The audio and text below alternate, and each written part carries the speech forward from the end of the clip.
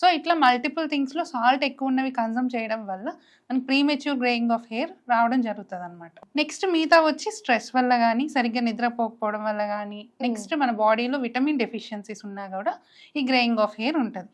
దీనికోసం ఏంటంటే మనం వాడుతున్నది ఇది నీలి అంటాం అనమాట, ఇండికోఫెరా టెంక్టోరియా పేర్లోనే ఉంటుంది. ఇటు డయింగ్ కి హెల్ప్ఫుల్, డయింగ్ అంటే ఇక్కడ నేచురల్ డయింగ్ అనమాట. సో డయింగ్ కి హెల్ప్ఫుల్ అవుతుంది అని చెప్పి ఇండికోఫెరా టింక్టోరియా అంటాం దీన్ని. ఇదేమొచ్చి ఏమో ఆమ్లా, ఉసిరికాయ తెలిసే ఉంటుంది కదా మనకి, పెద్ద ఉసిరికాయ ఈ సీజన్ లో బాగా దొరుకుతుంది. నెక్స్ట్ ఇంకోటి తానికాయ. తానికాయ అంటే ఐడియా ఉంటుంది, ఆయుర్వేదిక్ లో విభీతికి అంటాం, దాని పౌడర్. నెక్స్ట్ ఎస్టీ మధు, ఇదేంటంటే స్కిన్ కి హెల్ప్ఫుల్ అవుతుంది, హెయిర్ కి హెల్ప్ఫుల్ అవుతుంది అనమాట. అతి మధురం అంటాం తెలుగులో. ఈ 4 పౌడర్స్ ని తో ఒక ప్యాక్ చేసుకుని రెగ్యులర్ గా అప్లై చేసుకుంటే మంచి రిజల్ట్ ఉంటుంది అనమాట. నీలి చెట్టు ఆకు, 1 స్పూన్ ఆఫ్ ఎస్టీ మధు, ఒక స్పూన్,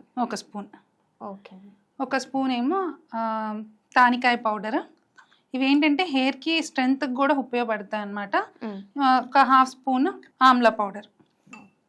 ఈ చక్కగా మిక్స్ చేసుకుని రిక్వైర్డ్ క్వాంటిటీ, మనకి ప్యాక్కి సరిపడేంత క్వాంటిటీలో వాటర్ మిక్స్ చేసుకుని, ఇప్పుడు మార్నింగ్ పెట్టుకోవాలనుకుంటే నైట్ కలిపి పెట్టేసుకున్నా బాగుంటుంది, ఎందుకంటే ఇంకా మంచి కలరింగ్ ఏజెంట్గా పనిచేస్తుంది. లేదు అంత టైం లేదంటే మినిమం ఒక 1/2 అవర్ ఆర్ 1 అవర్ బిఫోర్ కలిపి దాన్ని ఒక ప్యాక్లా చేసుకుని అప్లై చేసుకోవచ్చు.